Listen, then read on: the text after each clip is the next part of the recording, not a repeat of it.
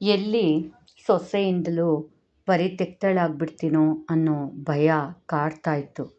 ಆದರೆ ಏನಾಯಿತು ಗೊತ್ತಾ? ಹಾಯ್ ಹಲೋ ಸ್ನೇಹಿತರೆ, ಬನ್ನಿ ಇಂದು ಒಂದು ಹೊಸ ಕಥೆಯನ್ನು ಹೇಳುವಳಿದ್ದೇನೆ. ಕಥೆಯ ಶೀರ್ಷಿಕೆ ಪರಿತ್ಯಕ್ತೆ.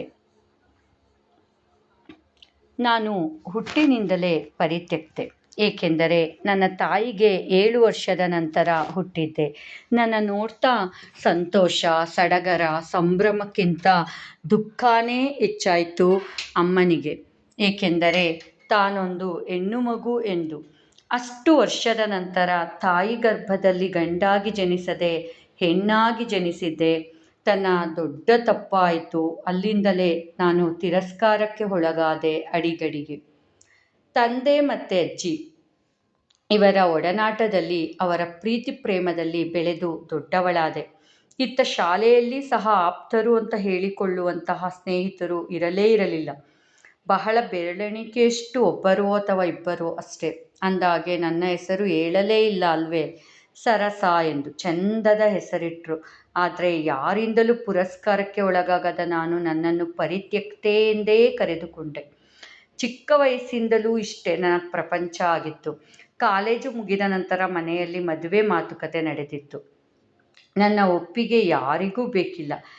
ಅವಶ್ಯಕತೆ ಕೂಡ ಇಲ್ಲ. ಸರಿ, ಯಾರೋ ಬಂದ, ಅವನು ಹೇಗಿದ್ದಾನೆ ಏನೂ ಬೇಕೇ ಇರಲಿಲ್ಲ.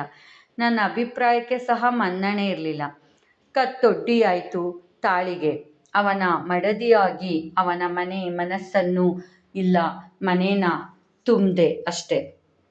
ಅವನ ಮನಸ್ಸಲ್ಲಿ ನಾನು ಇದ್ನೋ ಇಲ್ವೋ ಇವತ್ತಿಗೂ ಗೊತ್ತಿಲ್ಲ. ಒಂದು ರೀತಿಯಲ್ಲಿ ಆರಂಭದಲ್ಲಿ ತಿಳಿದದ್ದು ಒಳಿತಾಯಿತು. ಇವನಿಂದಲೂ ನನಗೆ ಸಿಗಬೇಕಾದಂಥ ಪ್ರೀತಿ ಪ್ರೇಮ ಸಿಗುತ್ತೆ ಅಂದ್ಕೊಂಡೆ. ಆದರೆ ಇಲ್ಲ, ಇಲ್ಲೂ ಅನ್ಯಾಯವಾಗಿತ್ತು ಅಂತ ಅನ್ನಿಸತೊಡಗಿತ್ತು. ಎಲ್ಲಿಯವರೆಗೆ ಅಂದರೆ ಅವನು ತನ್ನ ಮಗುವನ್ನು ಸಹ ಮರ್ತು ಬಿಟ್ಟಿದ್ದ. ಹೆಂಡತಿ ಮತ್ತು ಮಗು ಸಾಕಬೇಕೆಂದು ಕರ್ತವ್ಯದ ರೀತಿಯಲ್ಲಿ ತಿಂಗಳು ರೇಷನ್ ತಂದಾಕ್ತಿದ್ದ ಅಷ್ಟೇ. ಸಮಾಜಕ್ಕೆ ಉತ್ತಮ ಪ್ರಜೆ ಆಗ್ತಾನೆ ಅಂತ ನನಗೆ ಒಂದು ದೃಢವಾದ ನಂಬಿಕೆ ಇತ್ತು. ಅದರಂತೆ ಮಗನನ್ನು ಬೆಳೆಸಿದೆ. ಒಳ್ಳೆಯ ಡಿಗ್ರಿ ಸಂಪಾದಿಸಿದ. ಕಡೆಗೆ ಉತ್ತಮವಾದ ಕೆಲಸ ಸಹ ದೊರೆಯಿತು. ಈಗ ನಮಗೆ ಒಂದೇ ಗುರಿ, ಅದು ಮುಗಿದಿತ್ತು. ಮಗನನ್ನು ಮಾತ್ರ ಸಮಾಜಮುಖಿಯಾಗಿ ಬೆಳೆಸಿದೆ. ಸಮಾಜದಲ್ಲಿ ಅವನಿಗೆ ಅನೇಕ ಸ್ನೇಹಿತರು ಇದ್ದರು. ಕಷ್ಟ ಬಂದರೆ ಸಾಕಷ್ಟು ಜನ ಬಂದು ನಿಂತ್ಕೊಳ್ಳೋ ಮಟ್ಟಿಗೆ ಅವನಿಗೆ ಸ್ನೇಹಿತರ ಬಳಗವಿತ್ತು. ನಿಜವಾಗಿಯೂ ಈಗ ನಾನು ತೃಪ್ತಳು. ಗಂಡನಿಂದ ಮತ್ತು ಹೆತ್ತ ತಾಯಿಯಿಂದಲೇ ಪರಿತ್ಯಕ್ತೆಯಾದರೂ ನನ್ನ ಮಗನನ್ನು ಚೆನ್ನಾಗಿ ಬೆಳೆಸಿದ್ದೆ. ಇವೆಲ್ಲದರ ಮಧ್ಯೆ ಅವನು, ಅದೇ ಪತಿ ಎನಿಸಿಕೊಂಡ ವ್ಯಕ್ತಿ, ಈ ಭೂಮಿಯಿಂದಲೇ ನಿರ್ಗಮಿಸಿದ್ದ. ನಾನೀಗ ಮಗನಿಗೆ ಮದುವೆ ಮಾಡಲೇಬೇಕಿತ್ತು. ಅವನಿಗೆ ಎಲ್ಲ ರೀತಿಯಲ್ಲೂ ಸರಿಹೊಂದುವಂತಹ ಒಳ್ಳೆಯ ವಿದ್ಯಾಭ್ಯಾಸ ಇರುವಂತಹ ಒಂದು ಹೆಣ್ಣು ನನಗೆ ದೊರಕಿದ್ಲು. ನಾನು ಅವ್ರ ಮದುವೆನ ಧಾಮ್ ಧೂಮ್ ಅಂತಾನೆ ಮಾಡಿದೆ. ಸೊಸೆನ ಮನೆ ತುಂಬಿಸ್ಕೊಂಡೆ. ಈಗ ನನಗೆ ಮನಸ್ಸಿನಲ್ಲಿ ಒಂದು ಅವ್ಯಕ್ತ ಭಯ ಶುರುವಾಗಿತ್ತು. ಎಲ್ಲರಿಂದ ಪರಿತ್ಯಕ್ತಳಾದ ನಾನು ಈಗ ಸೊಸೆಯಿಂದಾನೂ ಪರಿತ್ಯಕ್ತಳಾಗಿ ಬಿಡ್ತೀನೋ ಎಂದು.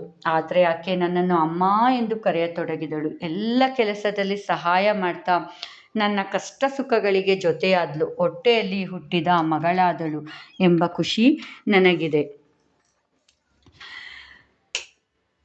ನೋಡಿದ್ರ ಸ್ನೇಹಿತರೆ, ಈ ಕತೆ ನಿಮಗೆ ಹೇಗೆ ಅನ್ನಿಸ್ತು?